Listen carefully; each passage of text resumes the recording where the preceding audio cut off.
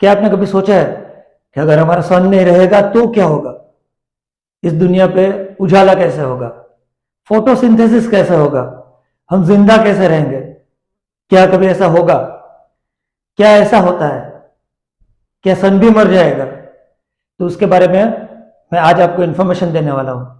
हर एक स्टार जो है हमारी गैलेक्सी का, हर एक स्टार, हर एक सितारा, ये है हमारी पूरी गैलेक्सी, जो कि पूरी सितारों से बनी हुई है। इसमें कई सारे स्टार्स ऐसे हैं जो हमारे सन से भी बड़े हैं और कई सारे ऐसे जो सन से छोटे। पर इन स्टारों का क्या होता है? ये स्टार कैसे बनते हैं? इसकी लाइफ साइकिल क्या है? उसके बारे में आज हम डिस्कशन करने वाले हैं। तो चलिए मैं आपको बताता हूं कि यह सब कैसे होता है। जब कोई बहुत बड़ा स्टार जब कोई बहुत बड़ा स्टार होता है और जब उसकी एज खत्म हो जाती है, तब उसमें एक ब्लास्ट होता है जिसे हम सुपरनोवा ब्लास्ट बोलते हैं। कौन सा ब्लास्ट? सुपरनोवा। जब सुपरनोवा ब्लास्ट होता है तो बहुत सारी एनर्जी वहां से बाहर आती है और साथ ही साथ लाती है हाइड्रोजन, हाइड्रोजन के बादल। और जहां पे वो हाइड्रोजन के बादल इकट्ठे होते हैं, वहां पे बनना शुरू होता है एक नया स्टार। क्योंकि स्टार है वो हाइड्रोजन से बना हुआ होता है। जैसे हमारा जो सन है वो हर रोज हाइड्रोजन जला रहा है और हीलियम बना रहा है। वो 4 हाइड्रोजन जलाता है और 2 हीलियम बनाता है, और उसके साथ हमें मिलती है एक और चीज जिसे बोलते हैं हम हीट या फिर लाइट। इस हीट या फिर लाइट की वजह से हमारी अर्थ पे उजाला होता है, हमें गर्मी मिलती है। तो मैं बताने ये वाला हूं कि ये हाइड्रोजन के बादल से एक नया स्टार बनता है। सोचो अगर ये स्टार कोई बड़े स्टार के पास बन गया, ये वाला जो बड़ा स्टार है वो भी ओल्ड एज स्टार है, इसकी एज खत्म होने वाली है, अब उसमें ज्यादा मूवमेंट नहीं है, और उसके पास जब ये नया वाला न्यू छोटा स्टार बनेगा तो ये स्टार ज्यादा पावरफुल है इससे, क्योंकि छोटे स्टार के पास अभी बहुत सारी एनर्जी है, जबकि बड़े स्टार के पास अभी चलाने के लिए कोई भी फ्यूल बचा नहीं है। तो ये छोटा स्टार क्या करेगा? अपनी ग्रेविटी से इस बड़े स्टार की सारी पावर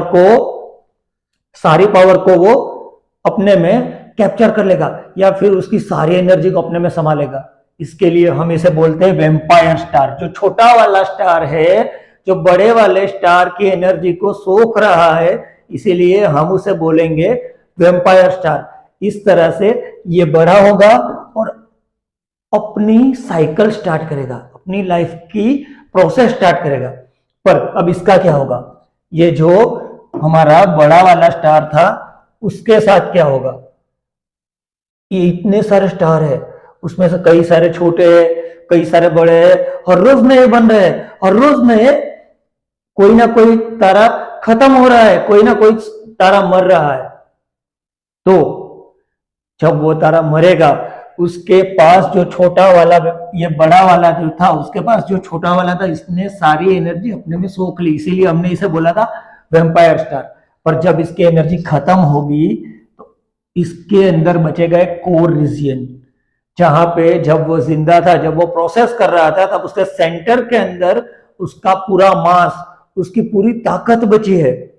और जब उसका ऊपर का पूरा कवच खत्म हो जाएगा तो वो एकदम फ्री फील करेगा।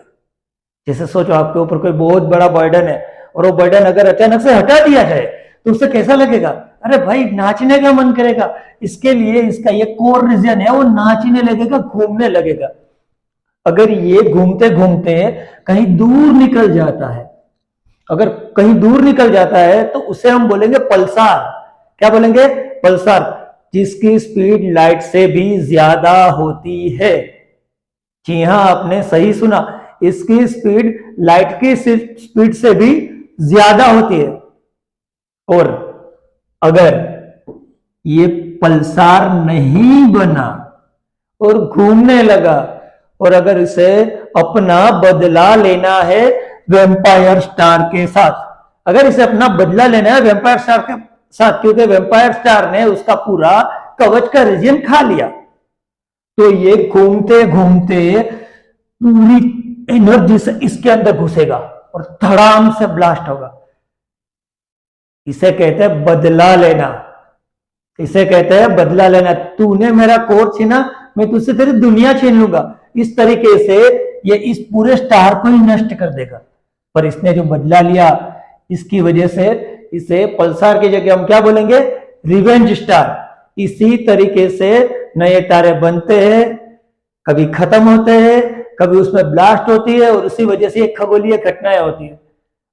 ऐसे ही फैक्ट जानने के लिए आप मेरे चैनल को सब्सक्राइब कर सकते हैं। आगे मिलता रहूंगा ऐसे ही कई अमेजिंग फैक्ट के साथ। Thank you very much.